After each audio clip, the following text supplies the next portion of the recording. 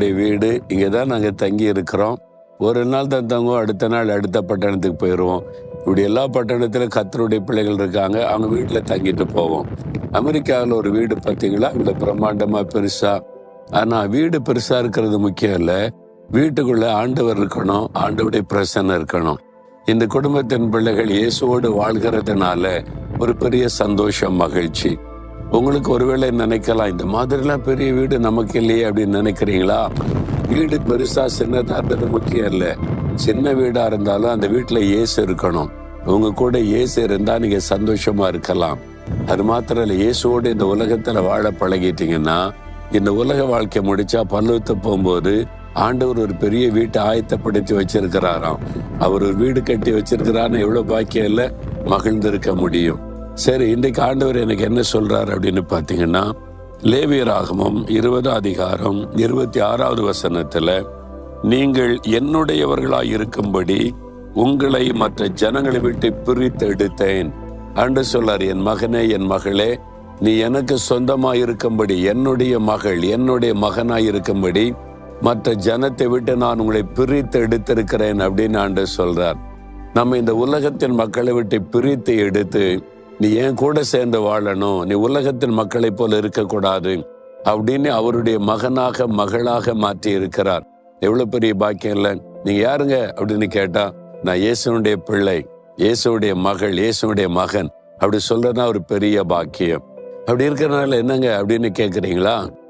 ஆண்டவர் என்னுடைய பிள்ளை, என்னுடைய மகன் என்று உரிமையாய் பேசுவார். நான் ஒரு சமயம் வட இந்தியாவுக்கு ஊழித்து போயிருந்தப்போ, அங்கே ஒரு குறிப்பிட்ட மாநிலத்தில் ஒரு மந்திரவாதியாக இருந்த மனிதர் ரட்சிக்கப்பட்டு ஊழியக்காரராக மாறிட்டார். அவரோடு பேசி கொண்டிருக்கும் போது, எப்படி மாறினீங்க? அவர் சொன்னாரு, எங்களுடைய பரம்பரையே மந்திரவாதம் செய்யறது, தாத்தா, அப்பா, அப்புறம் நான், தொழிலே அதான், இதான் வருமானம், இதை வச்சுதான் வாழ்க்கை, அப்படி வாழ்ந்து கொண்டிருந்தேன். என்னுடைய மகள் இந்த இயேசுவை ஏற்றுக்கொண்டாள். யாரும் சொல்லி இருக்கிறாங்க, இயேசுவை ஏற்றுக்கொண்டு என்கிட்ட பேசினாள். இயேசுதான் மெய்யான ஆண்டவர், அவர் தான் வானத்தை பூமி உண்டாக்கினவர், இந்த மந்திரவாதெல்லாம் பண்ணாருங்க, இது பாவம் சாபம்னு பேசினா. எனக்கு கோபம் வந்து விட்டாரு. பரம்பரையா நம்ம தொழில் செய்யறோம், எத்தனை ஆவிகள் எனக்கு கட்டுப்பாட்டுக்குள்ள இருக்குது, நீ இப்படி பேசாதன்னு சொல்லி சண்டை போட்டு அதோட நிக்கல. அவ ஜெபிக்க ஆரம்பிச்சதுனால இந்த ஆவிய வீட்டுக்குள்ள வர மாட்டேங்குது, மந்திரவாதம் பலிக்க மாட்டேங்குது, அது டிஸ்டர்ப் ஆகுது.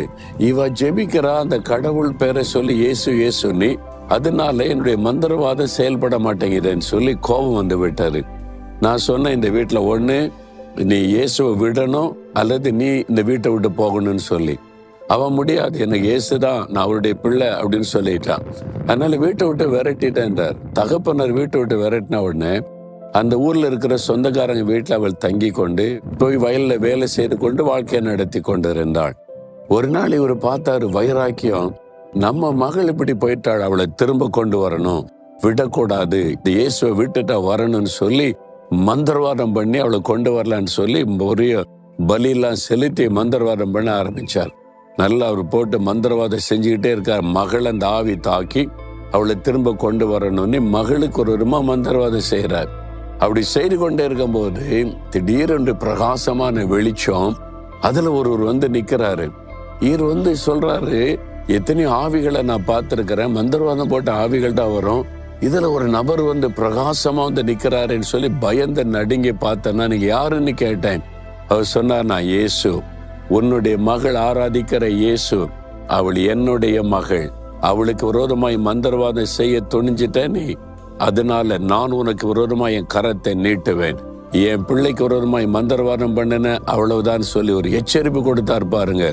பயந்து நடுங்கிட்டாராம். இப்படி ஒரு கடவுள் இருக்கிறாரா, பிசாசுகளுக்கு கூட நடுங்கு பண்ணுகிற ஒரு கடவுள் சொல்லி அதோடு அறிந்து கொண்டாராம், இவர் தான் மெய்யான ஆண்டவர், வல்லமை உள்ளவனை அறிந்து என் மகளை அழைச்சிட்டு இப்ப நாங்க குடும்பமா இயேசு ஏற்றுக்கொண்டோன்னே.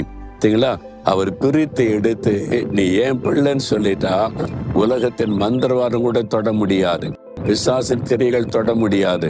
ஆண்டவர் நிப்பாரு, என் பிள்ளைய தொடாத, என் மகளை தொடாதன்னு சொல்லி. அதுதான் ஒரு பெரிய பாக்கியம். நீங்க இயேசுவோடு இருந்தீங்கன்னா உலகத்தை விட்டு பிரித்தெடுக்கப்பட்டு இயேசுக்கு சொந்தமானவர்கள். அப்படி இதயத்துல கைவங்க, இயேசுவே நான் உம்முடைய பிள்ளை, நீங்க எனக்கு சொந்தம், நான் உங்களுக்கு சொந்தம்.